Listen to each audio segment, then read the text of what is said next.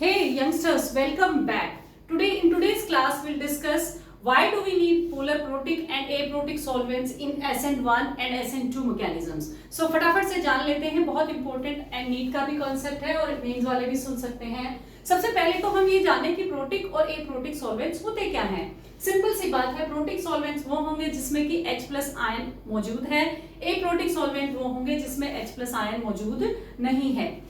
अब दोनों का रोल क्या है? प्रोटिक के एग्जांपल्स हो गए H2O, C2H5OH, एप्रोटिक का एग्जांपल हो गया एसीटोन, DMF। उसके बाद रोल क्या है? What is the role of protic solvents?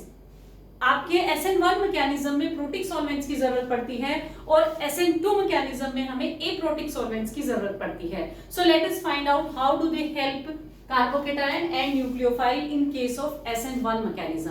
हम सब जानते हैं कि SN1 मैकेनिज्म में कार्बोकेटायन बनता है और न्यूक्लियोफाइल बनता है। जैसे जब टर्शरी अल्कोहल हम लेते हैं तो ये टूटेगा, कैसे टूटेगा? इसमें कार्बोकेटायन बनेगा और OH- बनेगा।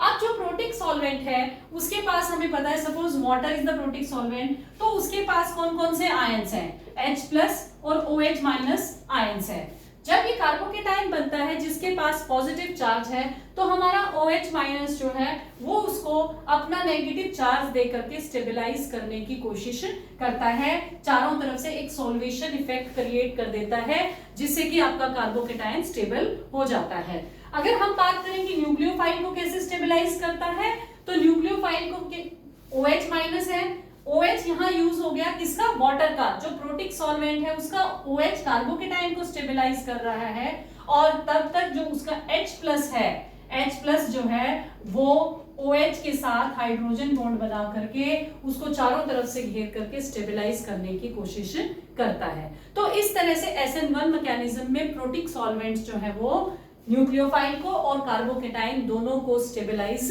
करते हैं। अब बात कर लेते हैं कि प्रोटिक सॉल्वेंट्स SN2 मैकेनिज्म में क्यों नहीं होने चाहिए।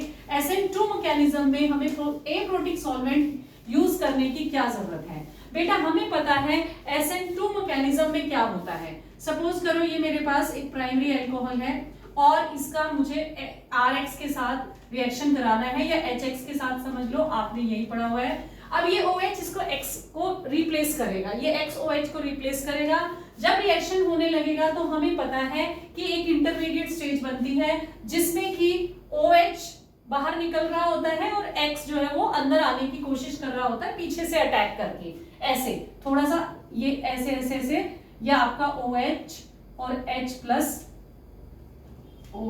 OH ये है और पीछे से जो है X इस पर आने की कोशिश करता है। X अब क्या होगा?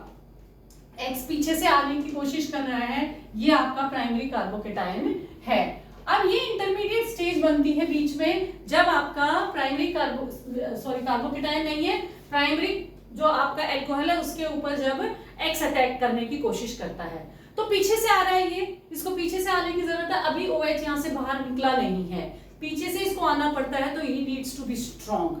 इसको स्ट्रॉन्ग होने की जरूरत है क्योंकि इसको धक्का मुक्की करनी है, वहां जाकर के इस OH को बाहर निकाल करके फेंकना है, इसलिए इसको स्ट्रॉन्ग होने की जरूरत है। अगर आप प्रोटिक सॉल्वेंट यूज करेंगे तो हमारा प्रोटिक सॉल्वेंट जो है इस X- को, जो कि आपका न्यूक्लियोफाइल है जो रिप्लेस होना है, उसको स्टेबलाइज कर देंगे और प्रोटिक सॉल्वेंट इसको स्टेबलाइज कर देगा। लेकिन अगर इसे स्टेबलाइजेशन की जरूरत नहीं है तो इसके रुकावट हो जाएगी पैदा, इसके काम में बाधा पैदा हो जाएगी अगर हम प्रोटिक सॉल्वेंट इसके केस में यूज करते हैं तो। इसलिए यहां पर हमें कौन सा सॉल्वेंट यूज करना है? इसलिए हम यहां पर जो है प्रोटिक, ये नहीं चाहिए, इसको ये प्रोसेस नहीं चाहिए, इसको सॉल्वेशन नहीं चाहिए वाटर की, इसलिए हम एप्रोटिक सॉल्वेंट्स जो है वो किसमें? SN2 मैकेनिज्म में यूज करते हैं। आई होप आपको बहुत अच्छे से समझ आ गया होगा। Keep studying, keep learning. अगर आपको पढ़ाया पसंद आ रहा है, चैनल को लाइक, शेयर एंड सब्सक्राइब करना ना भूलें। Thank you.